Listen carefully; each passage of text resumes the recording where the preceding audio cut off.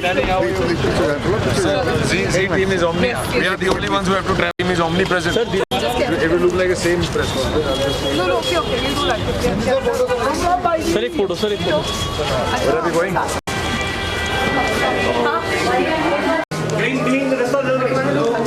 Hi, sir.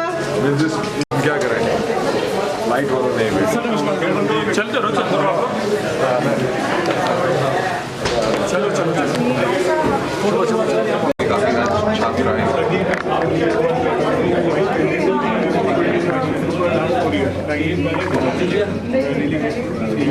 Fail हो रहा है क्या?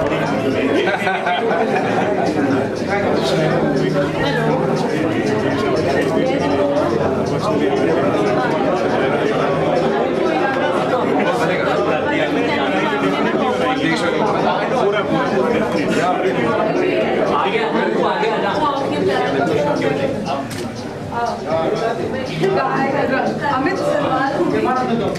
Okay. I'm waiting until I have it. Nice to meet you.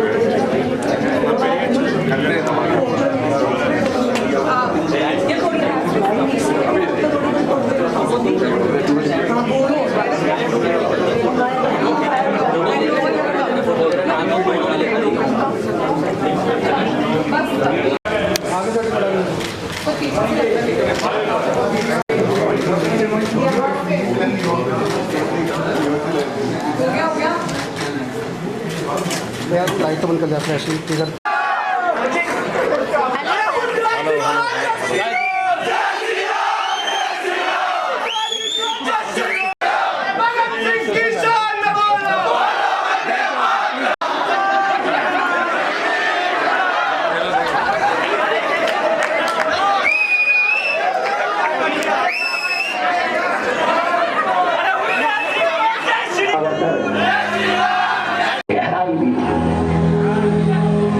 मगर उन्होंने यथार्थ की धरती से कभी नाता नहीं किया। समझौता न करने वाला राष्ट्रवाद, जीवन का क्षण क्षण और शरीर का कण कण मातृभूमि की स्वतंत्रता के लिए समर्पण कर देने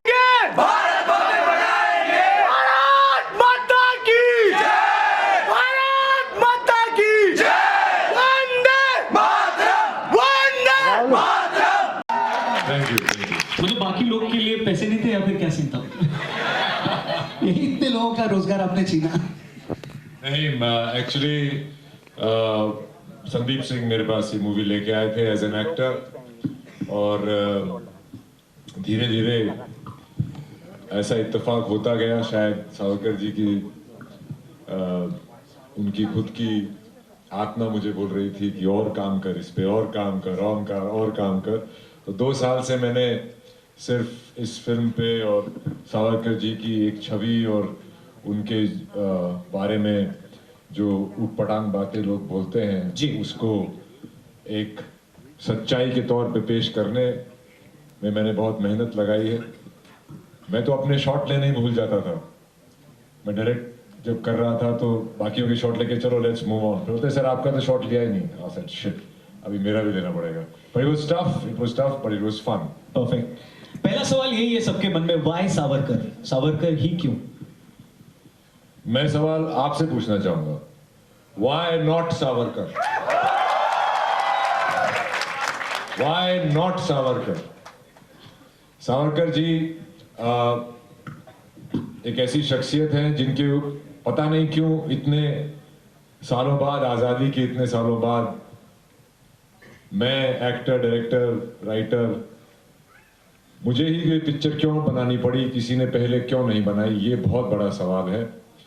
उनकी अभी 1980 के दशक में गांधी जी के ऊपर पिक्चर बनी थी, रिचर्ड एटनबरो ने बनाई थी। सरदार पटेल जी के ऊपर 2 पिक्चरें बन चुकी हैं। मैं खुद रंगरसिया कर चुका हूँ, सरबजीत कर चुका हूँ, चार्ल्स सोबराज प्ले कर चुका हूँ। पर जब सावरकर जी की फिल्म के बारे में बात आती है तो लोग पूछते हैं क्यों? इससे बड़ा सवाल, इससे बड़ी ट्रेजेडी क्या हो सकती है?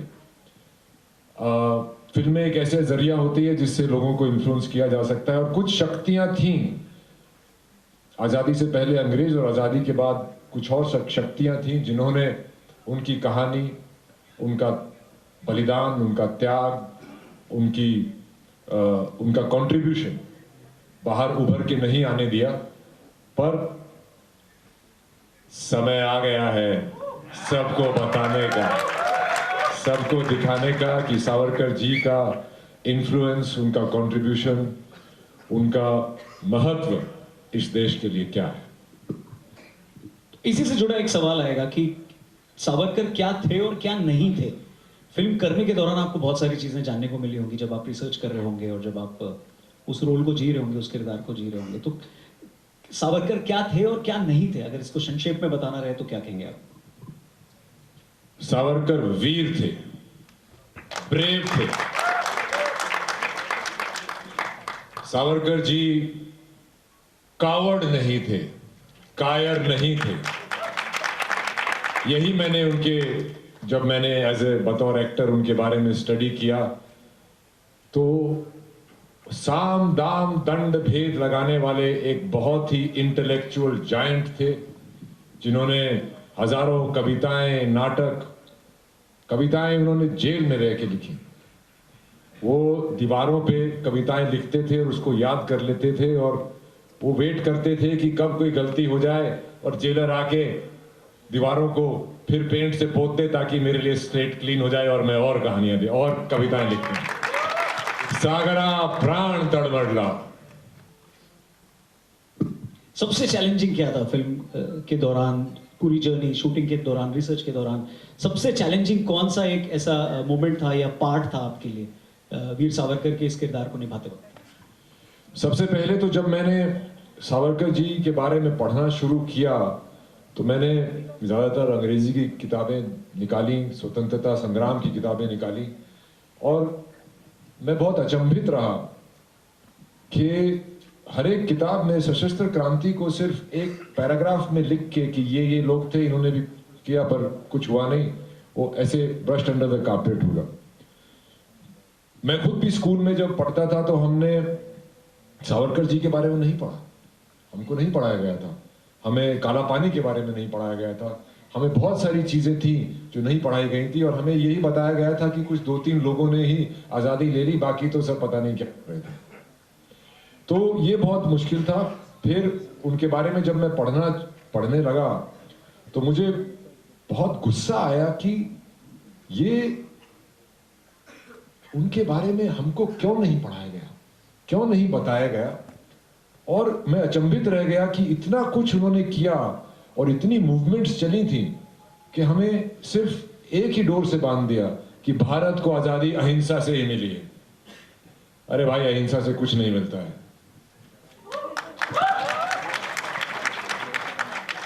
ये वाला पार्ट सर्कुलेट होगा, सो आप रेडी हो उसके लिए, राइट? हाँ, ठीक है, क्योंकि इसी से वापस सारे क्वेश्चंस इसलिए कनेक्टेड है क्योंकि जब आप बोल रहे हो तो उससे सवाल बन के आ रहे हैं कि इनके बारे में, वीर सावरकर के बारे में जब भी चर्चा होती है तो उससे कंट्रोवर्सी जुड़ी होती है और उनसे उनकी आइडियोलॉजी को जोड़ के देखा जाता है। So how did you prepare yourself उस कंट्रोवर्सी को भी ओढ़ने के लिए या उससे जुड़ने के लिए, और वो आइडियोलॉजी से भी आप कनेक्ट करते हैं क्या? जी बिल्कुल करता हूं। उनके सवाल क्या था एग्जैक्टली आपका यार? कि जब आप प्रिपेयर कर रहे थे खुद को इस किरदार के लिए, इस रोल के लिए, तो आपको ये अंदाजा था कि कंट्रोवर्सी? मुझे ये अंदाजा था। बहुत लोगों ने मुझे ये भी कहा कि ये पिक्चर मत करो। मेरे शुभचिंतक थे, तो मैं भी थोड़ा सावरकर जी जैसा ही हूँ, अड़ गए तो अड़ गए। तो बहुत इसमें वो आई। पहले तो रिसर्च मटेरियल नहीं था सावरकर जी की, बहुत सारी उनके अपने लेख और उनके ऊपर जो लेख थे वो मराठी में थे, जो कि पढ़ना बहुत डिफिकल्ट है मेरे लिए। मैंने कोशिश बहुत की। फिर मैंने बहुत सारी अंग्रेजी, हिंदी की किताबें पढ़ी, आर्टिकल्स पढ़े, ये पढ़े, तो मुझे बहुत डीप रिसर्च करना पड़ा। वो ऊपर से मुझे नहीं मिला जो आप विकिपीडिया पेज वेज पे जाके एकदम से देख लेते हैं, वो सब नहीं था। वो क्यों नहीं था? वो काफ़ी अब ठीक हो रहा है, काफ़ी सारी उनके ऊपर किताबें आ रही हैं। मैं तो एयरपोर्ट पे अक्सर आजकल देखने लगा हूँ कि सावरकर जी की किताबें वहाँ पे मिलने लगी हैं। तो देश बदल रहा है और देश की सोच बदल रही है और हम अपने भूले हुए हीरोज को एक्नॉलेज कर रहे हैं, ये बहुत बढ़िया बात है। फ्रीडम स्ट्रगल को लेकर कोई नया पर्सपेक्टिव खुला, कोई ऐसी ऐसी चीज जो आपने रिसर्च के दौरान देखी, जो आपने अभी जानी हो कि ये अच्छा स्वतंत्रता संग्राम में ये भी हुआ था, उसके बारे में अगर आप कुछ शेयर करना चाहें। ऐसी बहुत सी चीजें थी। सबसे बड़ी चीज तो मुझे पता चली कि 1946 में 1946 में बॉम्बे डॉक पे बगावत हुई थी। Royal Indian air force, royal Indian navy, Bombay police ने म्यूटनी की थी और 20,000 पर्सनल उस म्यूटनी में शामिल थे। और तब जाके अंग्रेजों ने ये माना था, ये क्लेमेंट एटली जो प्राइम मिनिस्टर थे उस वक्त इंग्लैंड के, उन्होंने अपनी स्पीच में भी कहा था कि now they are an armed nation, we cannot engage them in talks any more because of the threat of the Azad Hind Fauj. और जितने भी लोग हमारे जो शस्त्र की शिक्षा लेके फौज से जो वापस आ रहे थे, वो सब अंग्रेज़ों का राज मानने को तैयार नहीं थे।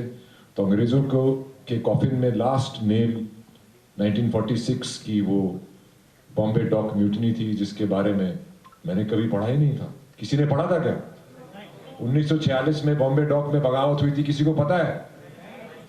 मुझे भी नहीं पता था। ऐसी बहुत सी चीजें निकल के आई और ये सिद्ध हो मेरे लिए ये सिद्ध हो गया कि भारत को आज़ादी सिर्फ अहिंसा से नहीं मिली थी, अहिंसा का भी योगदान था। गांधी जी का बहुत बड़ा योगदान था, उसको बिल्कुल डिनाई नहीं कर रहे हैं, ना हम फिल्म में कर रहे हैं और ना ही हम यहाँ कर रहे हैं। पर सावरकर जी का जो योगदान था वो क्या था, उसको हमने थोड़ा और डिटेल में दिखाया है। Thank you Randeep. मेन कारण था, पहला जरिया क्या था? क्योंकि जो किरदार निभाता है उसके लिए एक अलग एंगल होता है, लेकिन जो प्रोड्यूस करता है, क्या वो उसकी क्या सोच थी फिल्म को प्रोड्यूस करने के पीछे? नहीं, जब मैंने सोचा कि फिल्में बनानी है तभी मैंने सोच लिया था, इसलिए मेरी कंपनी का नाम लेजेंड स्टूडियो है और वो यही फिल्में बनाएगी और बनाती रही है जो लेजेंडरी फिगर्स हैं। तो चाहे इसके पहले वो अलीगढ़ हो या सरबजीत हो या झुंड हो या पीएम मोदी हो या अटल जी पर फिल्म हो या सफ़ेद हो और अब सावरकर। और सावरकर 2018 से मैं सोच रहा था, पर जिससे भी मैं पूछता था कि मुझे ये फिल्म बनानी है तो वो लोग बोलते थे बेटा मरोगे तुम कोई साथ नहीं देगा। और ये बात सच थी कि 2018 से लेके 2021 तक ना मुझे फाइनेंसर मिलते थे, ना स्टूडियो, लिखने के लिए भी लोग तैयार नहीं होते थे ये फिल्म, क्योंकि लोगों के अंदर एक भय था और वो परसेप्शन क्रिएट कर दिया गया है माइंड में सावरकर जी के बारे में, जो कि बिल्कुल गलत था और गलत रहेगा। और अब शायद इस फिल्म के ज़रिए काफ़ी कुछ क्लियर हो जाएगा। तो 2021 में मुझे याद है वो दिन बहुत ही स्पेशल दिन है, 15 अगस्त का दिन था जब मैंने रणदीप हुडा को मैसेज भेजा। और 16 अगस्त से मेरे पास जो चीज़ें सावरकर जी के बारे में हमें नहीं पता थी वो रणदीप ने भेजना शुरू कर दिया था। और उसी ज़रिए फिर रणदीप ने लिखना भी शुरू किया फिल्म को, उसके बाद डायरेक्शन भी किया, उसके बाद सब कुछ किया। मतलब रणदीप यहाँ पे ऐसे बैठे हैं, नॉर्मल लग रहे हैं, लेकिन रणदीप दिन भर अब एक ब्लैक स्टूडियो में बैठे रहते, कभी DI में, कभी साउंड में, कभी बैकग्राउंड में, कभी डबिंग में।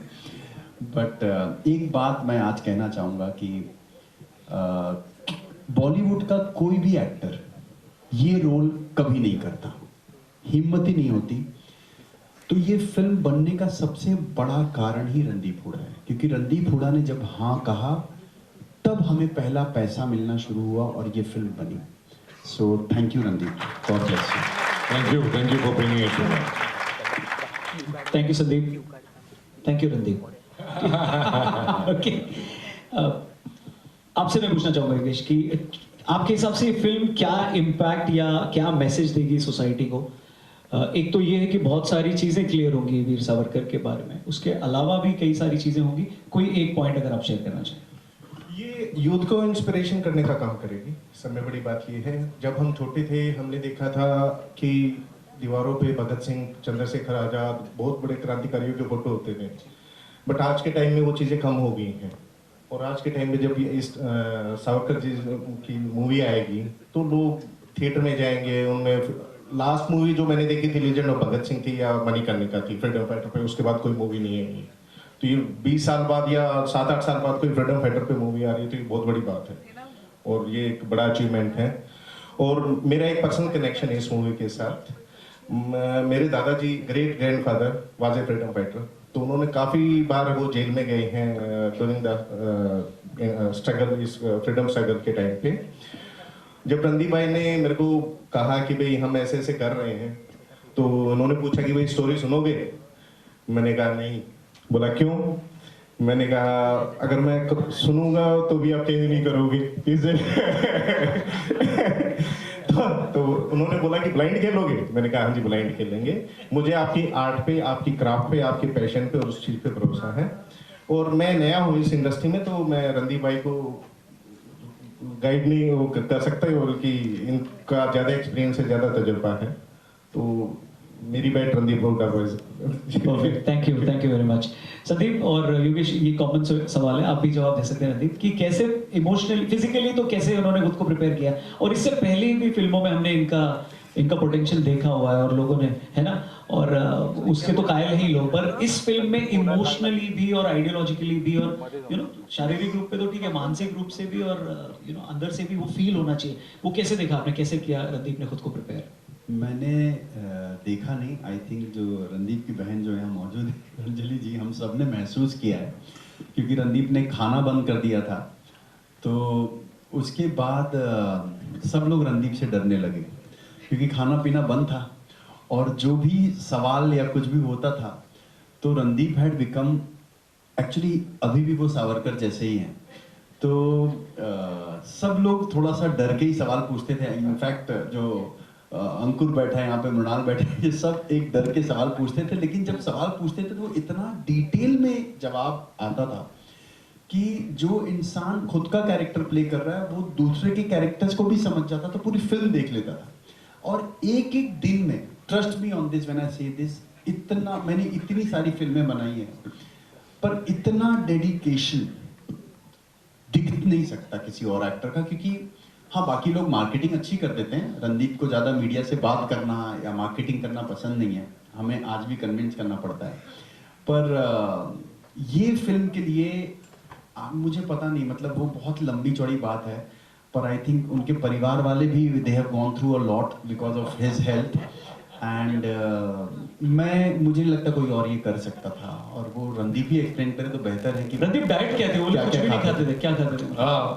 नहीं, मेरी सिस्टर अंजलि हुडा जो कि इसमें मैडम कामा प्ले कर रही है, उसका एक्टिंग डेब्यू है। तो मैं पहले भी जब मैंने दो लफ्ज़ों के लिए बहुत ज़्यादा मसल पुट ऑन किया था या सरबजीत के लिए वेट लॉस किया था, तो she is a internal medicine doctor and so she looks after my health a lot.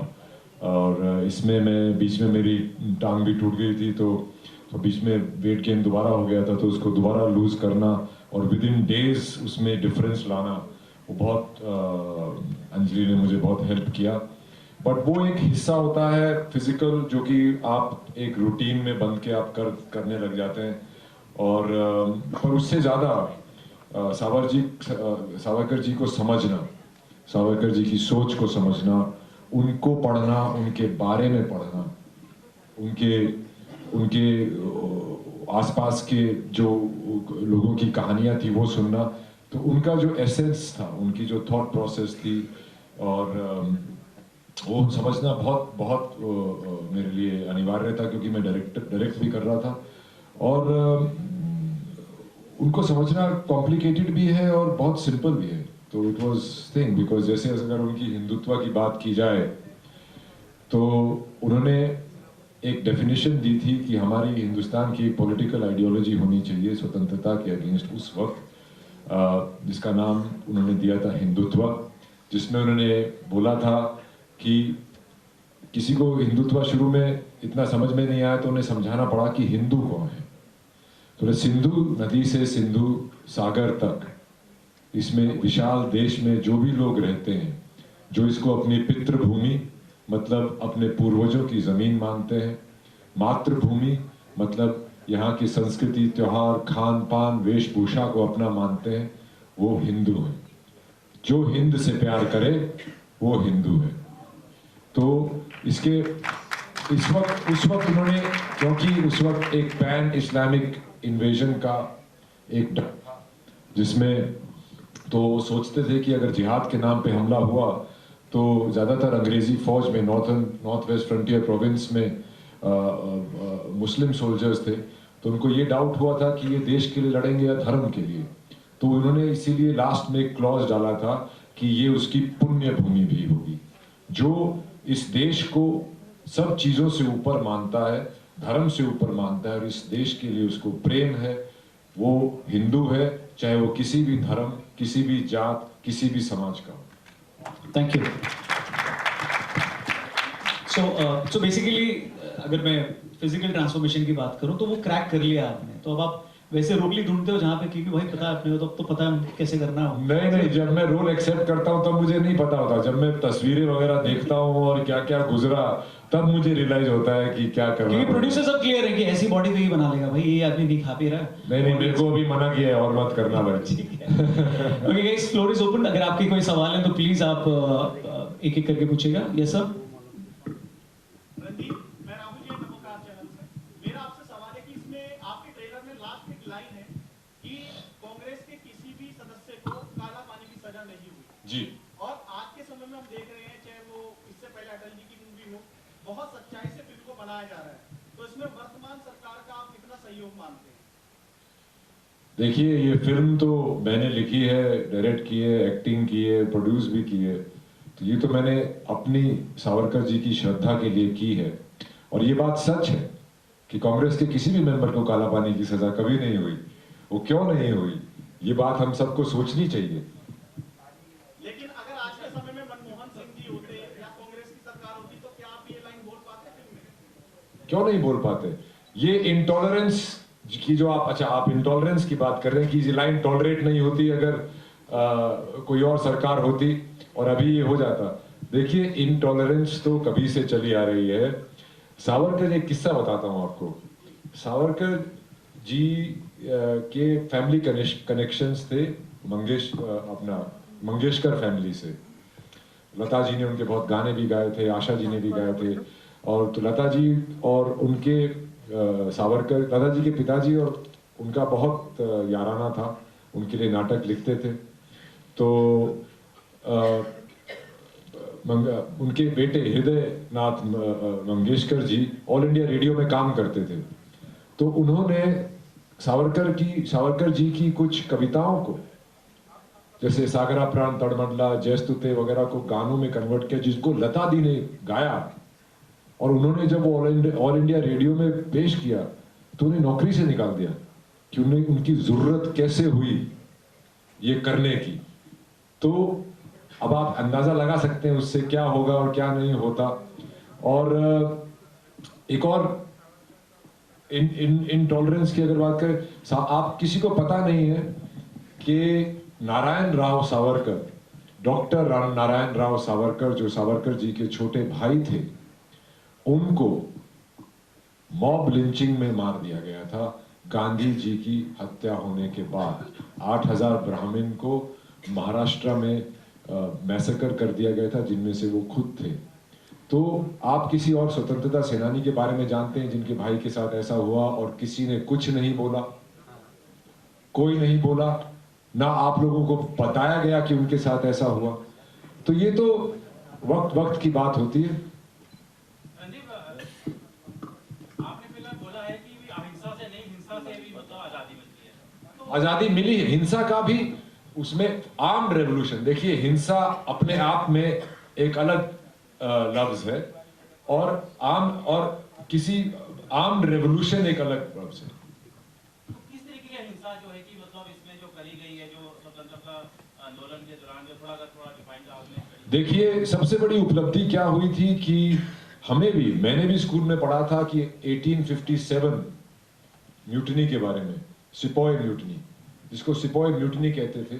तो सावरकर जी ने, जब वो लंदन में थे, लाइब्रेरी में बहुत रिसर्च करके उन्होंने पूरा नजरिया ही बदल दिया था कि 1857 भारत का पहला स्वतंत्रता संग्राम था, जिसमें शस्त्रों के साथ अंग्रेजों पे हमला किया गया था। अंग्रेज सरकार हिल गई थी। इनफैक्ट ईस्ट इंडिया कंपनी को निकाल के ब्रिटिश क्राउन ने वो इंडिया की लगाम संभाल ली थी और पूरे देश को निहत्था कर दिया गया था। फिर 1870 के दशक में वासुदेव फाड़के जैसे लोगों ने इन लोग शस्त्र उठाने फिर से शुरू किए। फिर चापेकर बंधु, फिर उनसे इंस्पायर होके आए सावरकर।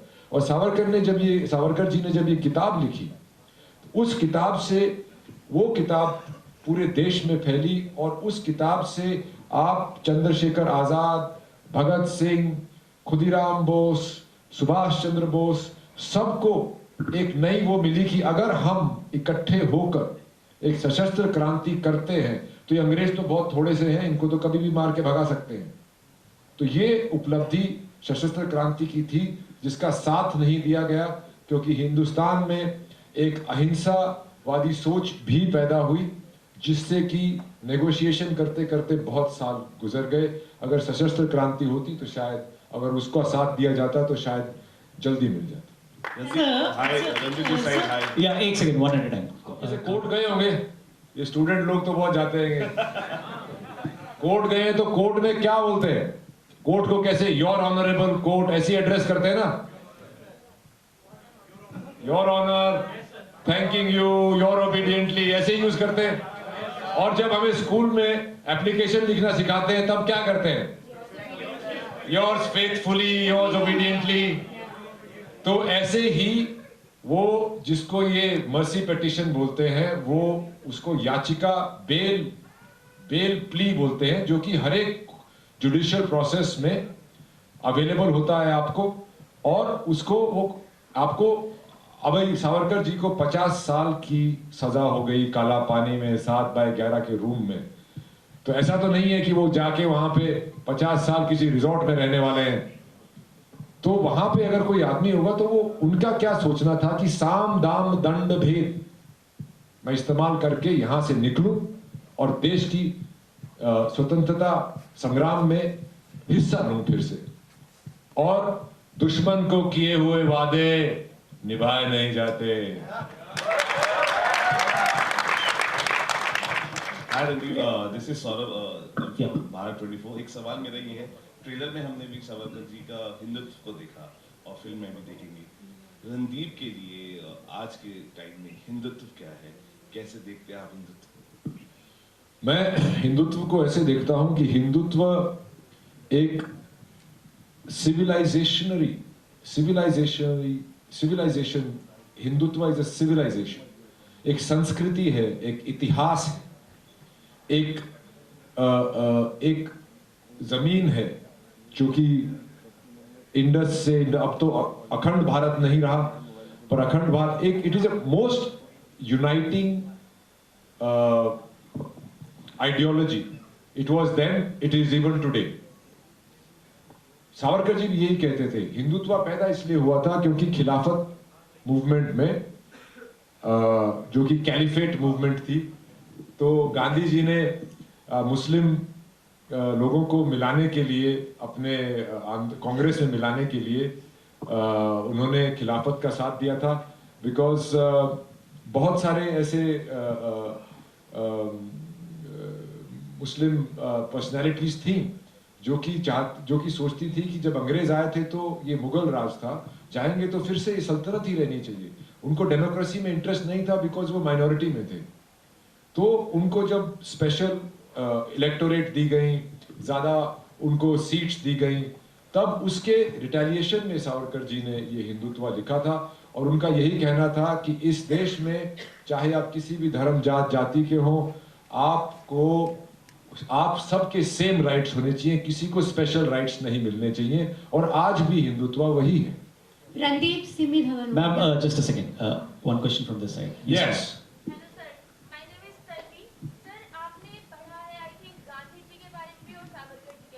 जी।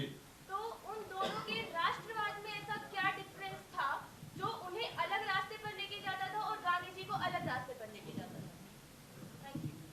गांधी जी और सावरकर जी दोनों ही भारत के लिए डिग्निटी और स्वतंत्रता चाहते थे।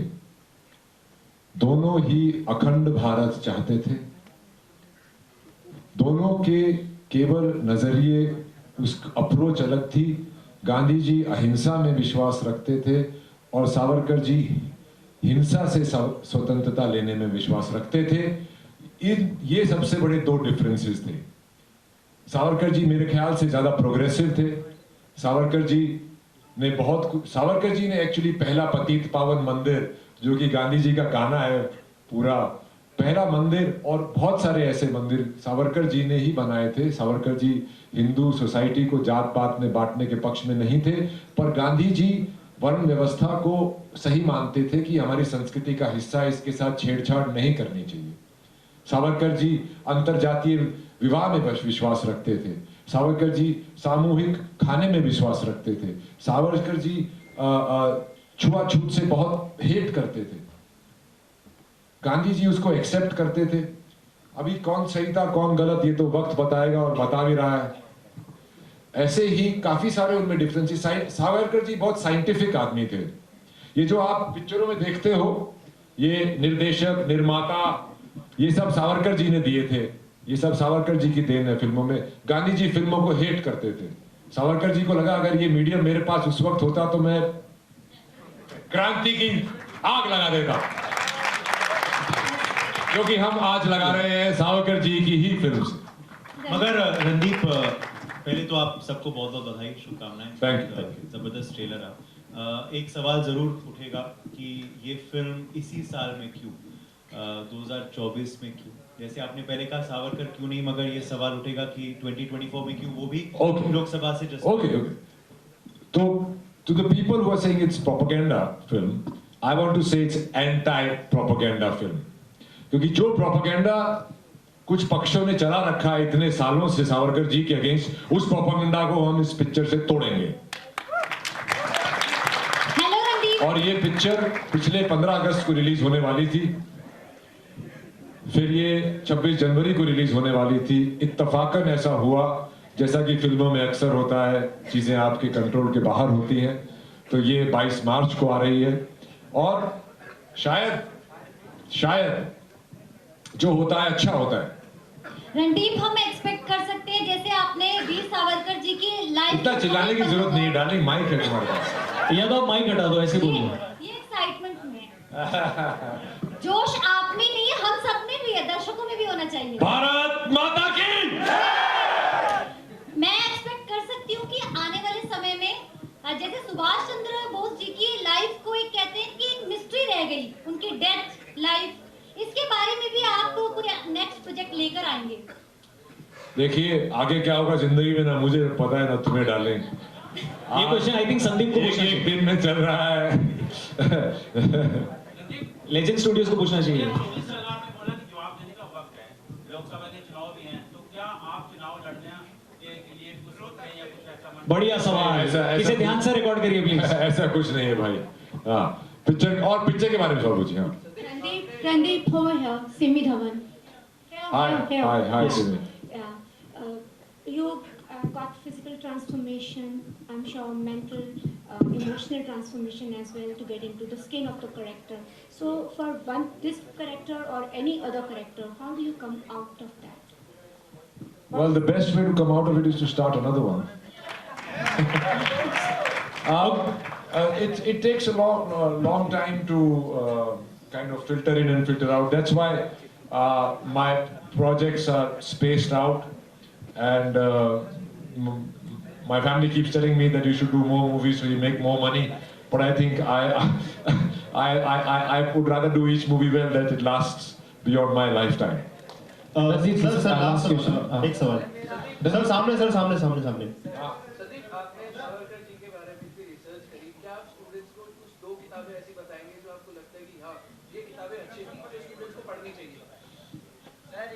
हाँ, तो ऐसी बहुत सी किताबें हैं। सावरकर जी की खुद की किताबें हैं, हिंदुत्व, जो कि अंग्रेजी में भी अवेलेबल है, हिंदी में भी अवेलेबल है।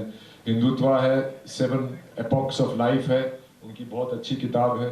फिर विक्रम संपत जी की किताब बहुत अच्छी है, वो पढ़नी चाहिए, बहुत ही डिटेल उसके अंदर वो है। और भी बहुत किताबें हैं।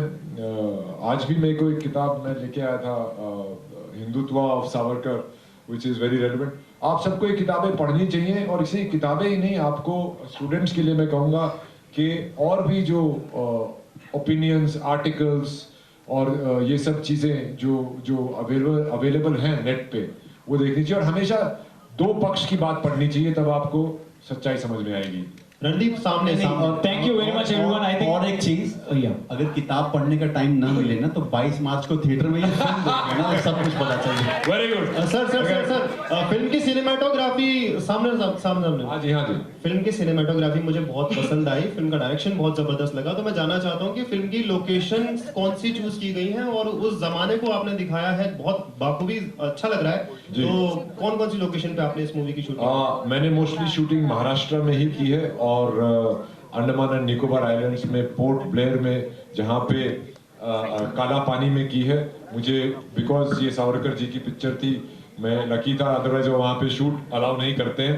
इस पिक्चर का ये जो लुक है, वो एक तो मेरे सिनेमाटोग्राफर अरविंद कृष्णा बहुत ही एक्सेप्शनल सिनेमाटोग्राफर है, फिर मैं production designer Nilesh Wagh, my costume designer Sachin Lavlekar, my CG VFX team from White Apple, and all these characters जो कि आपको एंड में दिखते हैं, जो बिल्कुल असली कैरेक्टर जैसे लग रहे हैं, वो मेरी मेकअप डिजाइनर रेणुका पिल्ले की देन है। और सो पूरी टीम ने मिला के, and my assistants and my other crew, बहुत सारे लोगों ने दिन रात मेहनत करके और मुझे झेल के ये पिक्चर को इस मुकाम तक लेके आए। Thank you very much everyone. मैं स्टेज पे मृणाल दत्त और अंजलि हुड्डा को भी बुलाऊंगा। एंड जय पटेल प्लीज आप भी स्टेज पर आइए एक साथ। हाँ पूछिए सवाल पूछिए। हाँ बोलिए।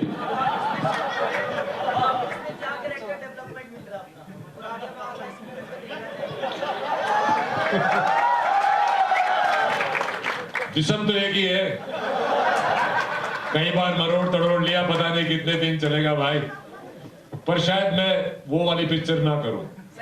अंकुर चल तेरे लिए एक सही फोटो ले ले।